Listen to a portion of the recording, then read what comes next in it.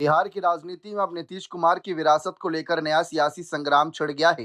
राष्ट्रीय लोक मोर्चा के प्रमुख उपेंद्र कुशवाहा ने नालंदा में पार्टी के समीक्षा शिविर में कहा कि नीतीश कुमार ने बिहार और देश की राजनीति में समृद्ध विरासत बनाई है और अब जब उन्हें फुर्सत ले ली है उन्होंने तो इस विरासत को आगे बढ़ाने की जिम्मेदारी आरएलएम को संभालनी चाहिए।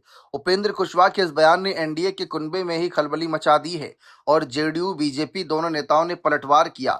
जेडीयू ने सीधे तौर पर निशांत कुमार का नाम आगे करते हुए कहा कि नीतीश की विरासत कौन संभालेगा यह तय है। वहीं बीजेपी ने कहा कि नीतीश कुमार ने राजनीति से फुर्सत ली ही नहीं है।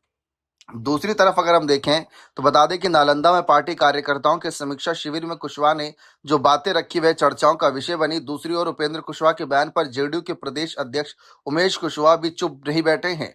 उन्होंने सीधे तौर पर कहा कि गांव में बड़े बुजुर्गों सलाह देते हैं कि चादर जितनी हो पैर उतने ही फैलाने चाहिए। उन्होंने कुशवाहा पर तंज कसते हुए कहा कि कुछ अति महत्वाकांक्षी लोग खाली बैठे ख्याली पुलाव पकाते और कभी पूरे न होने वाले दिखावा सुपन दिखते हैं। उमेश कुशवाहा ने कहा कि ऐसे लोगों को जेडीयू की चिंता छोड़कर पहले अपने कुनबे की चिंता करनी चाहिए और उन्हें आरएलएम के संगठन और राजनीति स्थिति पर भी कटाक्ष किया है। जेडीयू अध्यक्ष ने कहा कि असली बेचैनी की वजह कुछ और है कि उनके मुताबिक बिहार के भविष्य और लोकप्रिय नेता निशांत कुमार की लगातार बढ़ती लोकप्रियता और जन स्वीकार्यता कुछ लोगों को हजम नहीं हो पा रही। उन्होंने कहा कि ऐसे लोगों को अपना राजनीतिक पाचन तंत्र मजबूत कर लेना चाहिए।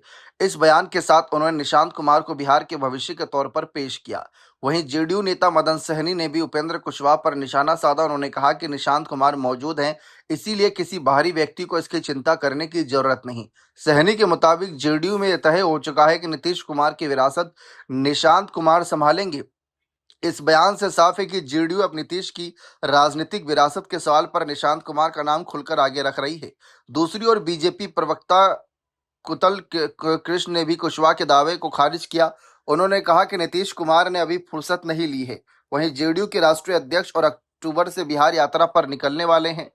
बीजेपी प्रवक्ता ने कहा कि ऐसे में अभी विरासत की बात करना ही बेमतलब है। उन्होंने यह भी कहा कि जेडीयू में कई योग्य चेहरे मौजूद हैं, जबकि इस पूरे विवाद में आरजेडी ने भी मौका नहीं छोड़ा। पार्टी प्रवक्ता अजय यादव ने उपेंद्र कुशवाहा पर परिवारवाद को लेकर निशाना साधा। उन्होंने कहा कि परिवारवाद करने वाले कुशवाहा जब नीतीश कुमार की विरासत की बात करते हैं तो ये अजीब लगता है। उन्होंने दावा किया कि कुशवाहा ने अपनी पत्नी को विधायक और बेटे को मंत्री बनवाया। आरजेडी ने यह भी कहा कि निशांत कुमार मौजूद हैं।